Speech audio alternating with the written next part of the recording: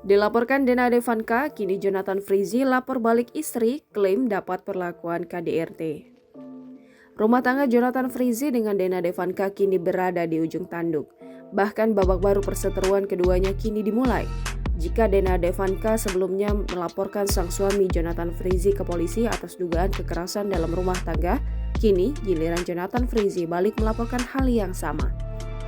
Jonathan Frizzy atau akrab disapa Ijong juga mengaku mendapat kekerasan fisik dari sang istri Dena Devanka.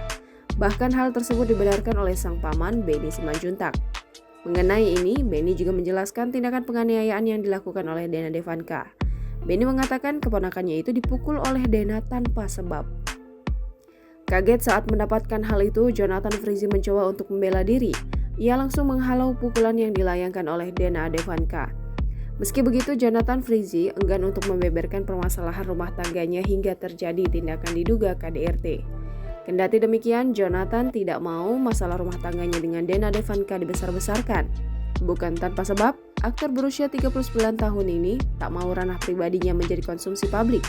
Sebagai tambahan, pada Mei lalu, Dena Devanka melaporkan Jonathan Frizzy karena dinilai telah melakukan tindakan KDRT pada dirinya. Tak terima akan hal itu, Jonathan Frizzy juga balik melaporkan sang istri ke Polres Jakarta Selatan pada 6 September 2021. Pada Selasa 7 September 2021, Jonathan Frizzy memenuhi panggilan Polres Metro Jakarta Selatan sebagai terlapor atas tindakan KDRT yang digugat oleh Dena Devanka. Jangan lupa subscribe, share, komen, dan like ya!